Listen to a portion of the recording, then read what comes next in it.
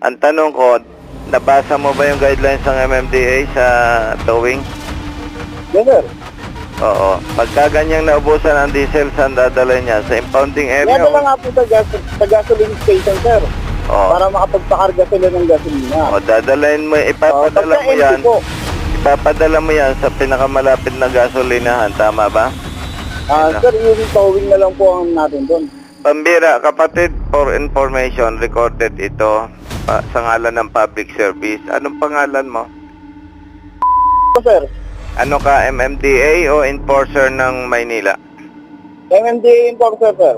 Hindi ba sinasabi ng MMDA chairman hanggang alas 10 lang ang operation ninyo? Ang trabaho ng Sir, night shift po kami. Third shift, 10 to 6. So, hindi totoo yung sinasabi ni chairman na hanggang alas 10 lang ang enforcer ng MMDA? Yung sa, sir, sa field, yung nasa kalsada po. Ay, ikaw, nasaan ka? Bali kami po ay third shift, sir. On call kami, sir. Pagka tumawag yung towing na may titikitan, yun lang po kami nagre-respond. Dumulog kay Colonel Busita ang isang truck driver dahil umano mga idolo, ine-impound netong MMDA enforcer at towing personnel ang kanyang minamanehong truck dahil bigla na lang itong tumirik sa gilid ng kalsada at napag-alaman na wala na pala itong gasolina o diesel. Buti na lang at dali-dali siyang tumawag kay Colonel Busita para humingi ng tulong at agaran naman itong inaksyonan dahil mantakin nyo mga idolo, 8,500 sana ang kanyang magiging multa dahil nga impound sana yung kanyang truck. At dahil nga sa mabilisang aksyon na ginawa ni Colonel Busita, bumaba ang multa ng 4,500. Paano nangyari yun? Eto, sabay-sabay nating panoorin pero bago yun, huwag nyo kalimutan mag-subscribe. Alright. Hello, magandang gabi po. Hello, sir. Good morning po, sir. Kay Colonel Busita pa. Yes, paano po yun? Sir, ano ko lang. Sir, yung kasing gamit kong truck ngayon, naigilid ko naman dito sa may Perino. Galing ako sa Osmeña, sir. Pakanan ako ng Perino. Bago dumating yung stoplight ng tawag dito, Santa Ana. May bakanting lote po dito, sir. Naigilid ko naman, hindi naman sa... Tabing kalsada po. Nasa highway, sir. Tabing Pero hindi kalsada naman po. siya nakaka-obstruct doon. Totooing, sir, eh. Pero, mandar na sa kanina, i-bleed ko sana uli, inaapuran na ako ng mga towing company. Umaandar na sir, hindi pa? Mandar na kanina, sir, eh. Kaya i-bleed ko sana uli, sir, kasi kasi konti na yung diesel niya, hinahangin ka, problema namamatay. muna sir? Kukunti na yung diesel, sir, eh. Ano po? Kukunti na po yung diesel niya. Ngayon po, sinalin ko sa timba, inarekta ko na po. Umandar na po siya, tapos namatay uli. Saan to sir? Manila po ba to? Pa? Sir, Manila. Manila, sir. Sa Manila. Truck po ano? Opo, sir. Tractor head. 20 footer na, sir, mantika ang gamit. Ay, sipang. Konti na sir yung diesel nyo, kaya ano nangyari? Ano nangyari sir? Ang hinangin, sir, namatay. Tapos, nilagay ko po siya sa timba. Inlig ko siya, umandar siya. Tapos, tinikita na nga po ng MD yung, ano ko, sir, license ko, eh. Traction. Tapos, nakatayo ko siyang bigla. Tapos, ibiblig ko sana uli. Sabi ng mga towing company, look, nagbigyan na ako isang oras, sir, eh. Pero hindi naman siya nakakastagabal sa traffic. Pero ngayon sir po, napapagana nyo na sir po? Sir, pinatigil na, eh. Sir, 8.5 kasi diesel, kung bibili lang naman ng 1,500 na diesel dito, sir, pwede naman, sir, hindi na kami aabot. Hindi naman kasi nakakasagabal sa daan, sir. Sige po nang isisingil sa inyo sir po ng 8.5. Nasa impounding na po ba kayo? Wala pa, sir, andito pa. Okay, sige sir, saglit lang po yun, papatayin po no? Sige pa. Okay po. Hello sir? Sir, Hello sir, kakausapin po ni Congressman Busita po. sige pa, sir. Kapatid, good morning. Sir, good morning po. Pasensya na po sa bala. Sige. Sir, ano po kasi, sir, hinangin yung... Hindi, bale. Ganito kapatid. Ngayon, ang sinisingil sa iyo, hindi naman tama at 8,005, tama? Yung pong sabi nila, sir, hinihingi daw yata yan. Ano ang nandyan, enforcer o towing Sa personnel? towing ka, sir, yung isang number 19 kanina, Pasay. Sa Pasay daw dadalhin, sir. Okay, kausapin ko. Yung team leader, sir, ng MMDA or, sir? Team leader. Team leader ng MMDA, sir. Oo. Sir, Hello po. Ganda gabi po. Kapatid, good morning sa'yo. Hello po. Anong oras na sa'yo? 1 plus na po. Good morning. Morning po. Congressman Busita ito. Yes, sir. Magkano ang sinisingil ng towing?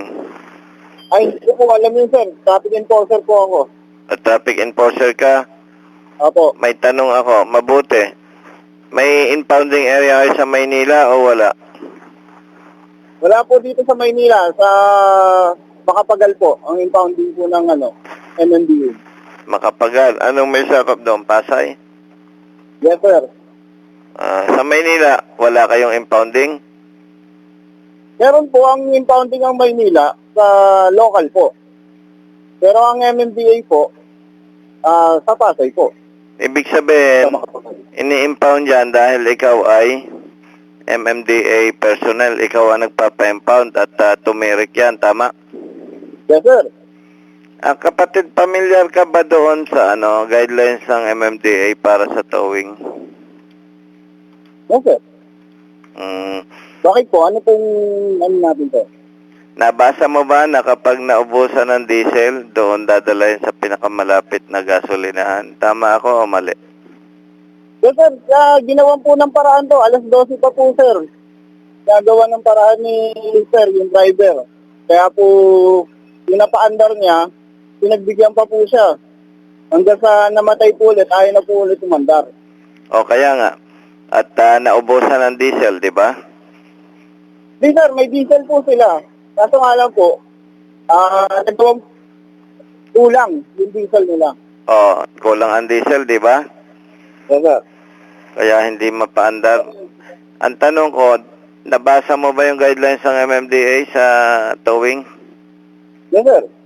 Oo. Pagka ganyang naubusan ang diesel, saan dadalhin niya? Sa impounding area? Nadala nga po sa gasoline station, sir. Oo. Para makapagpakarga sila ng gasolina. O, dadalhin mo, ipapadala Pagka mo empty yan. po, Ipapadala mo yan sa pinakamalapit na gasolinahan, tama ba? Ano? sir, yung towing na lang po ang natin doon. Pambira, kapatid, for information, recorded ito sa ngalan ng public service. Anong pangalan mo? Sir, Ano ka, MMDA o enforcer ng Maynila? MMDA enforcer, sir. Hindi ba hanggang alas 10 lang kayo? Po? Hindi ba sinasabi ng MMDA chairman hanggang alas 10 lang ang operation ninyo, ang trabaho ng Sir, night enforcer? shift po kami. Third shift, 10 to 6. So, hindi totoo yung sinasabi ni chairman na hanggang alas 10 lang ang enforcer ng MMDA? Yung sir, sa field. Yung nasa kalsada po. Ay, ikaw, nasaan ka? Bali kami po ay third shift, sir. On call kami, sir. Pagka tumawag yung towing na may titikitan, doon lang po kami nagre-respond. Okay. Ngayon, saan mo ipapadala yan? Sa gasolinahan o sa impounding area? Sa gasolinahan, sir. Yun ang tama. Tapos, kukwentahin ilang kilometers hanggang gasolinahan. Pag lumampas ng 4 kilometers, magkakaroon ng additional na 200 bawat kilometer. Yes, sir.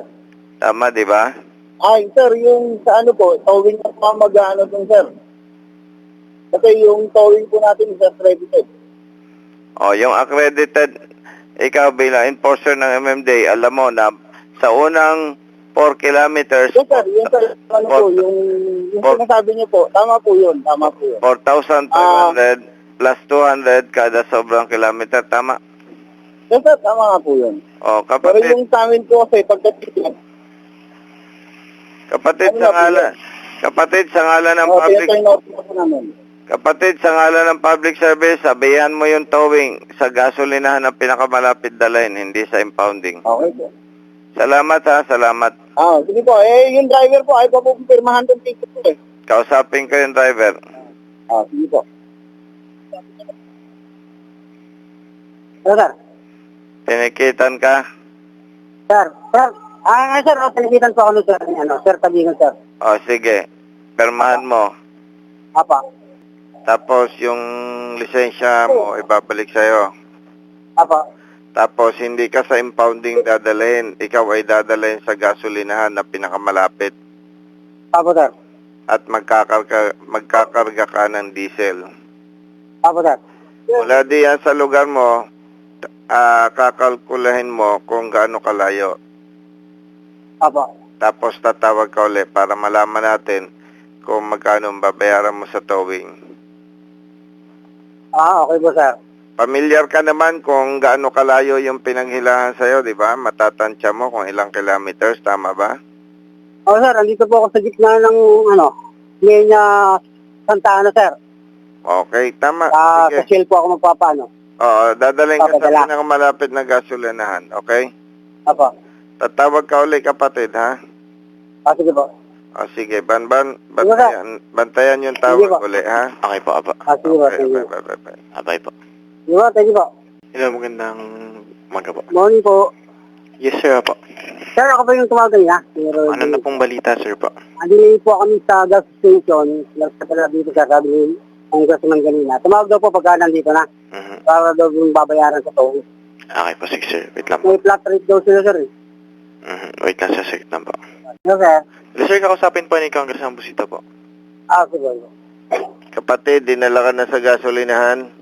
Opo, sir. Nagpakarga na po ako ng 2,000 eh. Tapos, flat rate daw nila, sir. 4,500. Ngayon, okay na yung sasakyan mo. Papaandarin ko pa lang, sir. Ano pa lang po ako eh. Sabi niyo po kasi tumawag po ako pag nandito na. Paandarin mo muna. Paandarin ko po Sa muna, sir. tansya mo, kaya namatayan, kinapos ng diesel, di ba? Opo, sir. Kasi pagka po yung malapit sa mag-empty, sir, hinahangin siya. Yun po yung lagay niya. Ay, tama. Ano bang truck yan? 10-wheeler, 12-wheeler? Sir, tractor head, sir, na 6-wheeler. Tapos hatak ko, sir, na ice tank na dibente. Mantika, sir. Paandarin mo muna, tapos tawag ka uli, okay? Sige po, sir. Sige po. Thank you po. Okay, sige. 5 minutes later. Hello? Yes po, sir, po. Ano po yun, sir, po? Good morning po, sir. Mandar na po. Ay, okay po. Sige, sir, po. Wait lang po. Huwag niyong papatayin po. Okay po, sige po. Hello, sir, kausapin po ulit ni Congressman Busita po. Okay po, sir. Thank you. Kapatid, ikaw ang driver. Po, sir. Good morning po. Sir po sa bala. Umaandar na. Mandar na po. Anong oras na sa'yo? 2:41 a.m., sir. 2:41 a.m. Opo. Ang naging problema, naubusan ng diesel. Opo, sir. Hinangin po. Opo. Oo. Sabihan mo sa boss mo, ibenta ang truck para may pambili ng diesel, ha? Ha? Tama ba? Ha? Ako po may ano lang, sir. Ako po Oo, may kasalanan. sabihin mo, ha? O, sige. Okay po, sir. Okay. Magkano sinisingil sa'yo ng towing? Flat rate daw po, sir. 4.5. O, sige. Okay na? Okay na po yung sir. 4.5. Sige. Tama yon. Yun yung minimum rate, eh. Apo. Flat Oo. rate po nila. Eh, kasi hinila talaga, eh. Pag naubusan ng Apo. gasolina o diesel, ang Apo. guidelines ng MMDA maganda, dalahin sa Apo. gasolinahan. Ang guidelines ng MMDA, kapag naubusan ng gasolina o diesel, hilahin at dalahin sa pinakamalapit na gasolinahan. Okay? Okay. Ngayon po yung kanina po kasi dadalhin magtaas yung pounding. Eh, tapos magkano Tapos tumawag ako eh. magkano gusto 8.5 daw, singilin? sir. Magkano? 8.5. Magkano ang gusto singilin? 8.5, sir, yung una. O, hindi Yung unang pwede. dumating. O, hindi pwede yun. Doon tayo sa tama, Apo. di ba? Apo.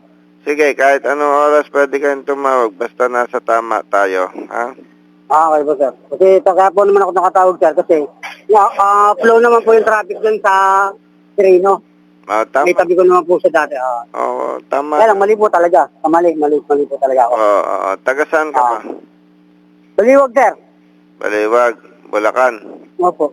Opo. O sige, wag mong kalimutan, ha? Sabihin mo sa boss para may pambili ng diesel, ibenta ang truck, ha? Opo, sir. Sige po. O, pag, Sige po, sir. Papasan na po. pag naibenta ang truck, bibili ka ilang drum na diesel, di ba? Ha? Sige po, sir. Sige, Salamat po. good morning. Sige po. Ingat. Good morning po. Okay, bye-bye.